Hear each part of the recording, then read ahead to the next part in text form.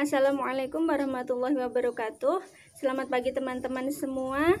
Alhamdulillah hari ini walaupun dalam keadaan daring, kita berjumpa lagi dalam mata kuliah manajemen pendidikan.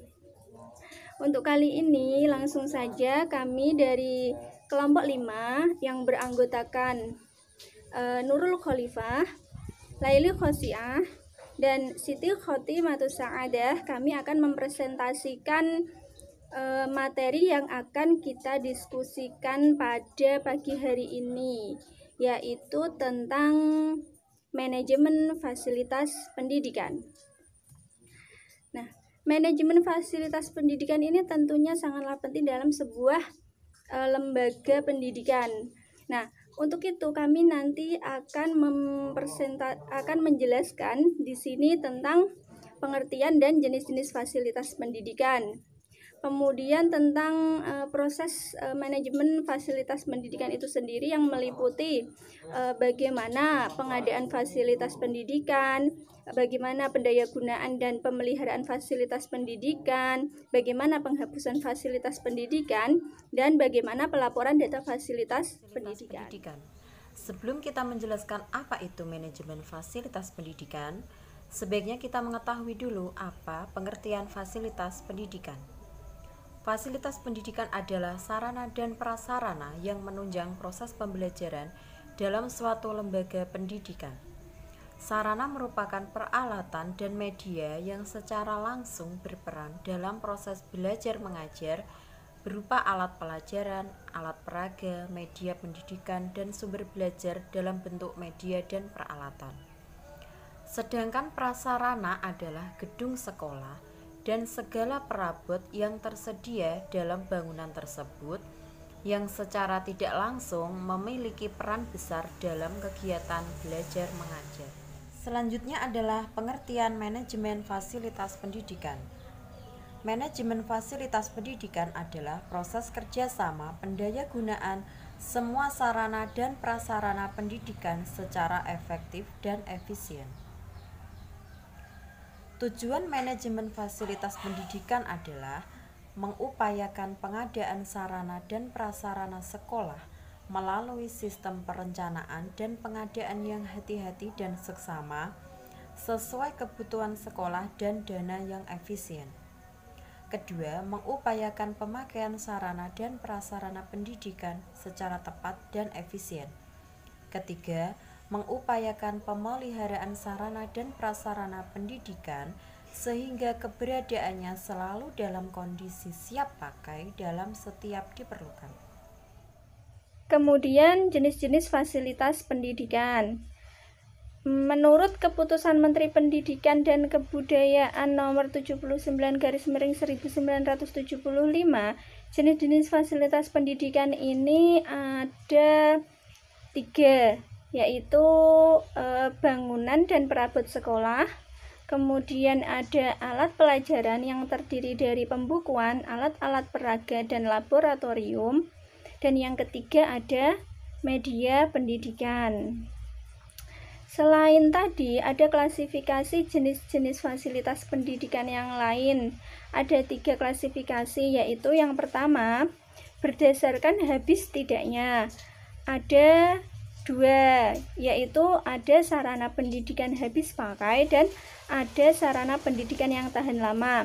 Sarana pendidikan yang habis pakai itu sarana pendidikan yang apabila digunakan dapat habis dalam waktu yang relatif singkat, misalnya kapur, spidol, tinta, dan lain-lain. Kemudian sarana pendidikan yang tahan lama ini sarana pendidikan yang dapat digunakan terus-menerus atau berulang-ulang kali dalam waktu yang relatif lama.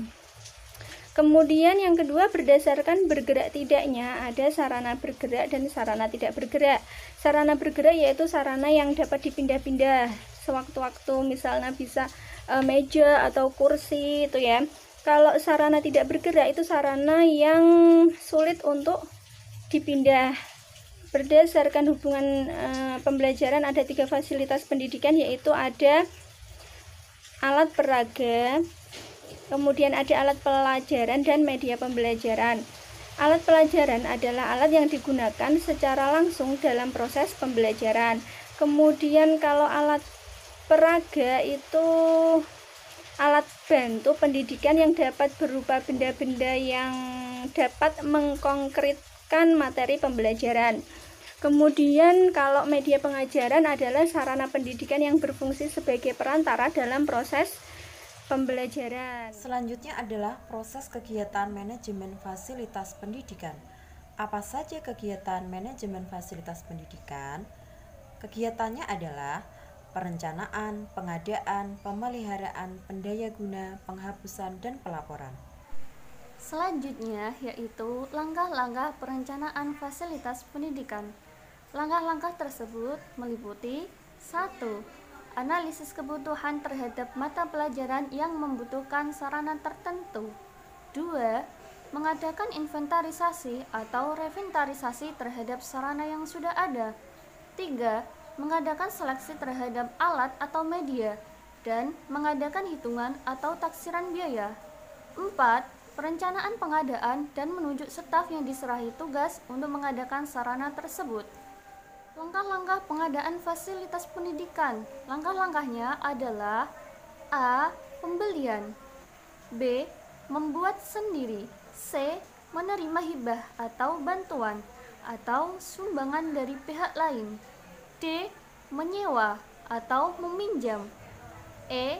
Guna susun. Artinya, suatu pengadaan barang dengan menggunakan barang-barang yang sudah tidak bisa dipakai, kemudian disusun kembali atau didaur ulang. Pendayagunaan. Pendayagunaan di sini ada prinsip dan tujuan. Prinsip-prinsip pendayagunaan adalah A. Pendayagunaan sarana prasarana hendaknya dipandang sebagai yang integral. B. Sarana perasaan hendaknya dipandang sebagai sumber belajar yang digunakan dalam usaha memecahkan masalah. C.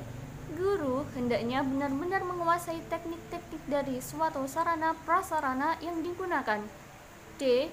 Guru hendaknya memperhitungkan untung ruginya pendayagunaan suatu sarana prasarana. E. Pendayagunaan sarana prasarana harus diorganisasi secara sistematis. F. Jika suatu pokok bahasan memerlukan lebih dari suatu sarana prasarana, maka guru dapat menggunakan sarana prasarana semaksimal mungkin sesuai kebutuhan. Tujuan pendayagunaan. Tujuannya ada dua, yaitu tujuan khusus dan tujuan umum. Tujuan umum dari pendayagunaan sarana dan prasarana adalah untuk meningkatkan efektivitas dan efisiensi dalam kegiatan proses pembelajaran. Sedangkan tujuan khusus pendayagunaan adalah untuk menunjang kegiatan kelas, untuk mendorong dalam penggunaan dan penerapan cara-cara baru yang sesuai, untuk membantu memberikan perencanaan, produksi, operasional, dan tindakan lanjutan untuk pengembangan sistem instruksional. Pemeliharaan fasilitas pendidikan. Pemeliharaan merupakan kegiatan yang dilakukan secara terus-menerus untuk menjaga barang milik sekolah selalu dalam keadaan baik dan siap untuk digunakan. Tujuan pemeliharaan fasilitas pendidikan itu 1. Untuk mengoptimalkan usia pakai peralatan. 2. Untuk menjamin kesiapan operasional peralatan untuk mendukung kelancaran pekerjaan sehingga diperoleh hasil yang optimal. 3. Untuk menjamin ketersediaan peralatan yang diperlukan melalui pengecekan secara rutin dan teratur. Penghapusan fasilitas pendidikan. Penghapusan atau penyingkiran perlu dilakukan dengan cermat dan selektif.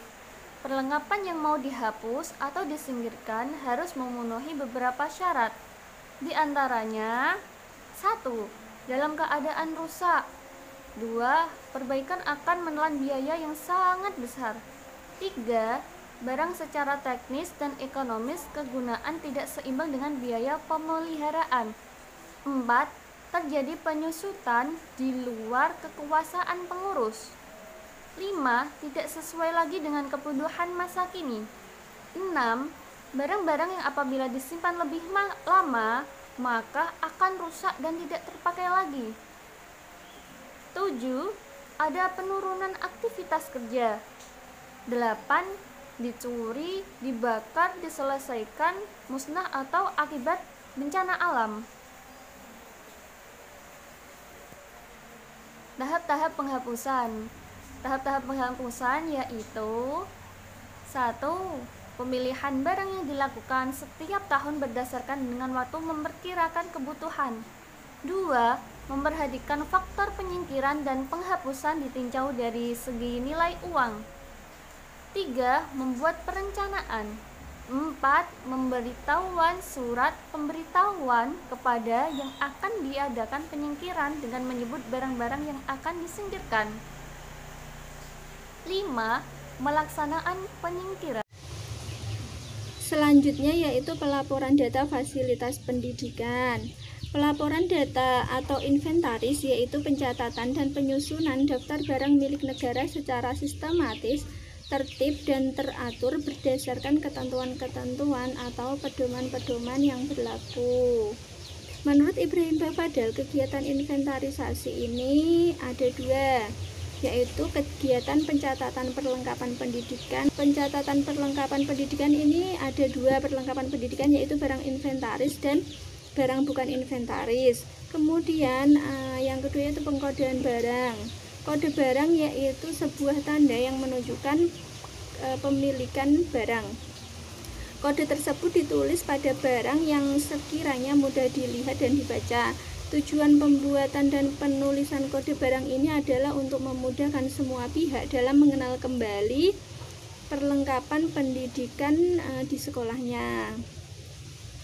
Adapun mekanisme pelaporan inventarisasi fasilitas pendidikan ini ada dua. Yang pertama yaitu laporan triwulan mutasi barang inventaris yang digambarkan pada bagian di samping.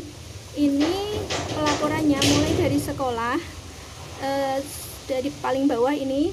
Sekolah ini membuat daftar laporan barang inventaris, kemudian membuatnya rangkap dua, yang satu untuk arsip sekolah, kemudian yang satu untuk dilaporkan ke Dinas Pendidikan Kabupaten atau Kota.